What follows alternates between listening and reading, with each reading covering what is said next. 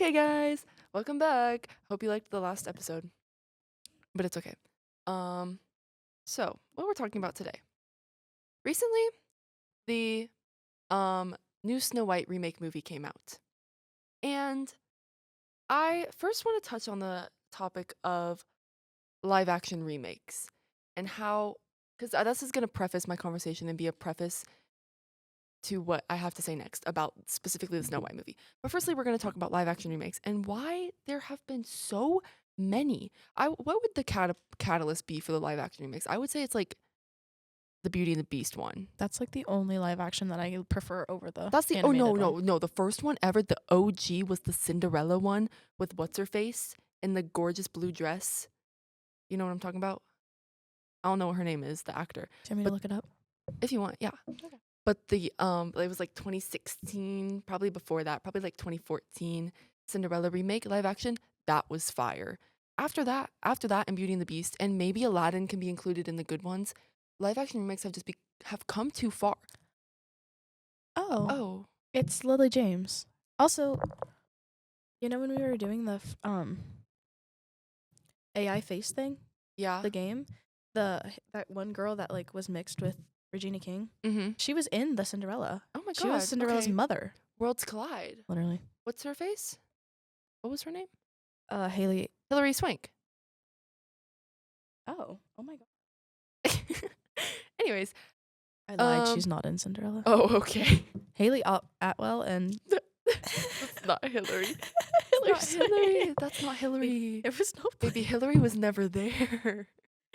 Anyways, I digress. After Aladdin, honestly, live action remakes were just like bad. In my opinion, in my humble opinion. Another one that's coming out on top of the Snow White one is the Lilo and Stitch one, which like I have less of a hate towards that. No, I don't even hate them, but as movies themselves, but I hate them as live action remakes. I think we should stop making live action remakes. I think that we need to be original and be creative in the media and start coming up with new ideas. Because I feel like we haven't had like a good revolution. Okay, actually, that's a lie. We haven't had like a good revolutionary Disney movie, Disney princess, since like Moana. And maybe like Encanto, but I don't know if she's like a princess. But Dalton's just making faces at me and okay, he's gonna speak now. Well, because, like, Moana being a princess is iffy. She's the princess of the village. Yeah, but, like, she's, like, the tribal leader's daughter. That's Is a that a princess. And why are you saying she's not a princess? Because she doesn't have a Because you hate man? women? It's Women's History Month, Dalton. Not all women need men, Dalton, to be a princess. Exactly. You need to stay silent. You stole my microphone. Anyways, I think we should start being original. I just think we haven't had any good, like, groundbreaking original Disney movies. They're just remaking the old ones, and then it's causing controversy, which I'm going to get into in a second, because you're taking these like beloved, timeless, favorite animated movies, and you're just remaking them. And if you make the slightest of change, the public strikes you down and is like, bad, kill it. No, death to all of them. And I think you're just ruining the movie in that sense, because then I'm going to associate the movie with the public's hatred for it and not like the original love for it that was created in the animated version. So, to my point of the Snow White remake with Rachel Zegler, and we're going to talk about Rachel Zegler. Actually, we're going to get to her. We're going to talk about the other problems with the movie that the public has Uproared? brought up. Upbrought. Upbrung. What you know about the upbringing? Anyways, Gal Gadot, she exists in that movie. I only like her in Wonder Woman. I don't think I've consumed much Gal Gadot media. That's a lie. Death on the Nile was fire. I don't know what that is, unfortunately. I know, isn't she in G.I. Jane? Yeah. Did I make that up? I'm assuming that I made that up given the looks I'm getting. But Gal Gadot, I don't really have any comments on her because I quite frankly don't care enough. All I've heard is that her like song is monotone. It's Gal Gadot. Did you want her to like whip out the high notes? I don't know what you expected. And then Rachel Zegler. Everyone, gosh, this makes me so angry. The hate that Rachel Zegler gets. And I think, okay, so she imagine booking the lead role in one of the most famous timeless classic musicals ever, West Side Story.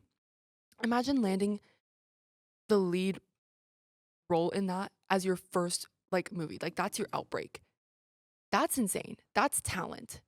And I don't care what anybody says. She ate that up and no one can deny that. And then Ballad of Songbirds and Snakes, Ballad of Songbirds and Snakes, she did phenomenal. And everyone, and then the Snow White press began. I can't speak today. The Snow White press began, and the clip of Rachel Zegler being like, "This isn't the 1940s anymore. She doesn't need to have a man," came out, and everyone lost their minds. And for what? First of all, you did not care about what this woman did in the first place before this came out, and then all of a sudden she says one thing you don't like and you're hating. Incorrect. And then everyone was like, "No, she can't play Snow White. She doesn't even like Snow White. She said she only watched Snow White once." You people did not care about Snow White until someone you didn't want playing her is playing her. If you don't want to watch the movie, don't. If you don't think you're going to like the movie, if you're not appreciating it, don't watch it. Simple as that. I fear you do not have to go to the theater. You do not have to turn your TV on. Just hit the power button, turn it off. It's okay. It's really that simple. And I just think everyone saw a TikTok the other day of like an interview with Rachel Zegler for the Snow White movie. And everyone in the comments was like, "Why do we have the girl boss belting instead of my soft Snow White princess?" You think because she can belt, she's not like a princess? That's interesting to me. Um, yes, let's bring back the 1940s. No, what? Let's not. Don't say that. Anyways, that's my spiel on Rachel Zegler. Do not hate on her. I will defend her with my life till the end. And unless she does something horrifically bad, then I never said this. Um, and this will be deleted from the internet. Moving on, we're gonna talk about rage. We're gonna talk about female rage and really like teenage girls in general in the media. Cause one qualm that I have always had in the world is that like, okay, take One Direction, for example. One Direction had a overwhelmingly large majority young teen girl fan base. If what I just said made sense.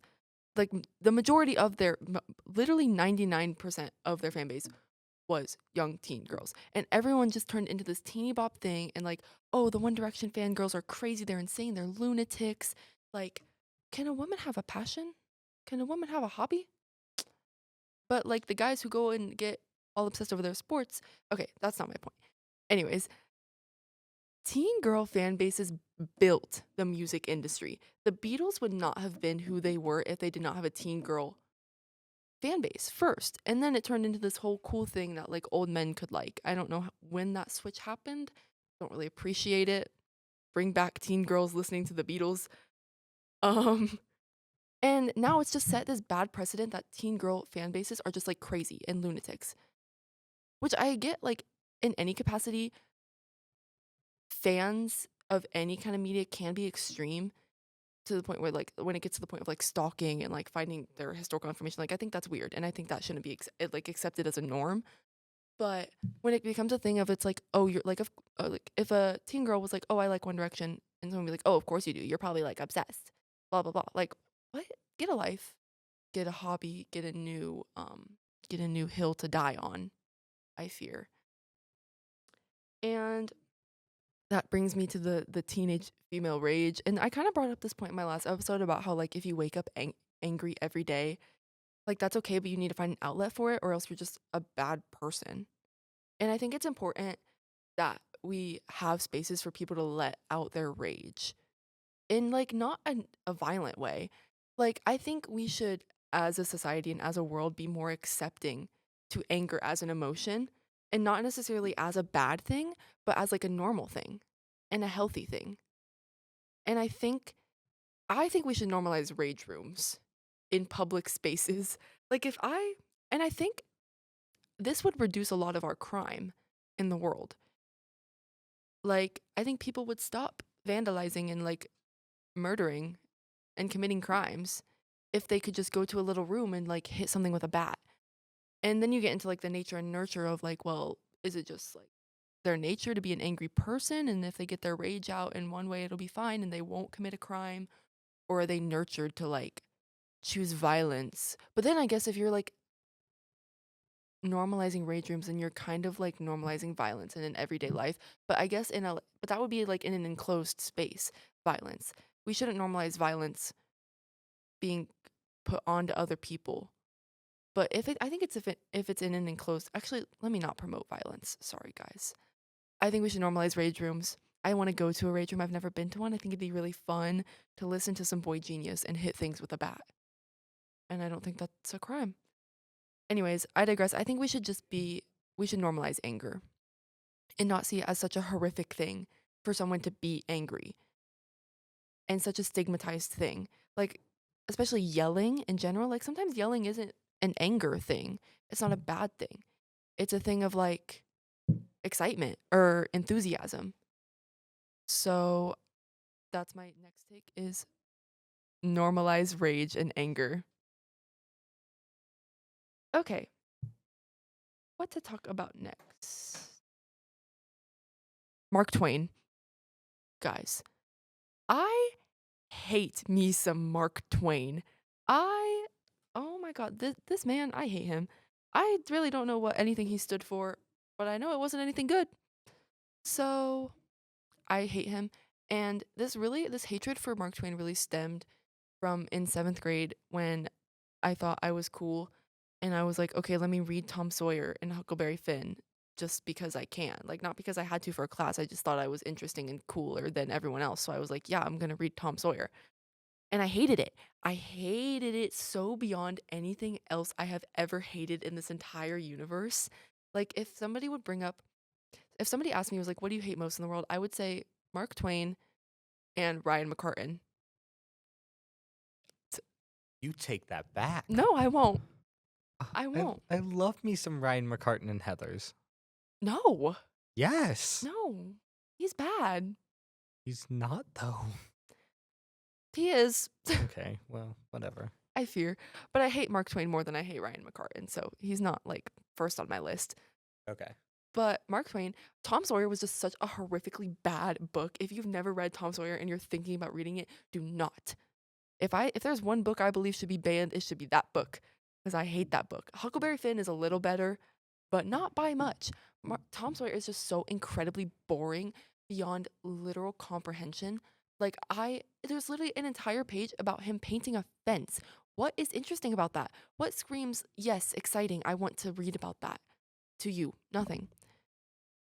Can we normalize banning books not because they're Oh, bad, but just because they're bad to read? Like oh. they're not bad books, they're just not interesting. Well, I think it's important to consume some bad media in order to uplift the good media. Yeah, but like there's a difference between bad and then like bad. Yeah. Yeah. Okay. I don't know if I like that take, but I support you, I guess.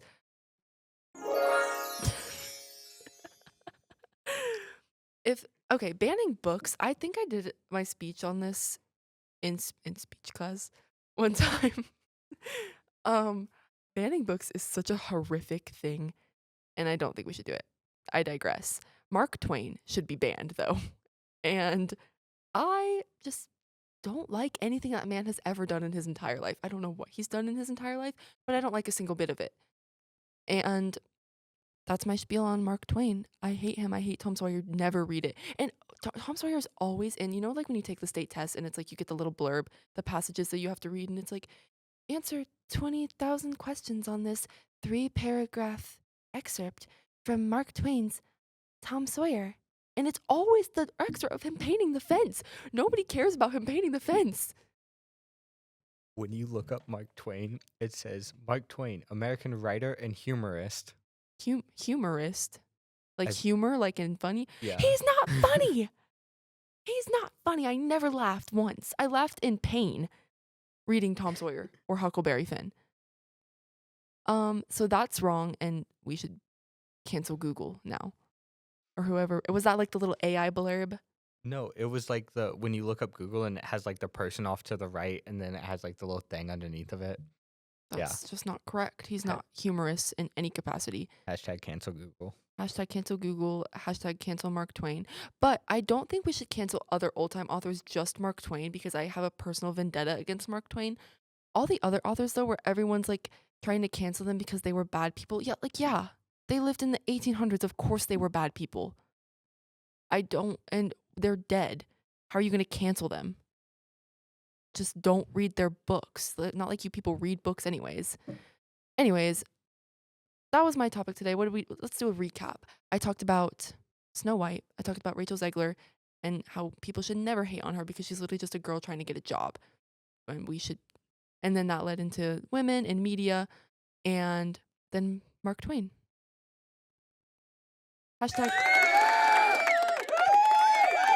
Hashtag hate Mark Twain. Hashtag neutral Gal Gadot. Hashtag love Rachel Zegler. Yay. Bye, guys.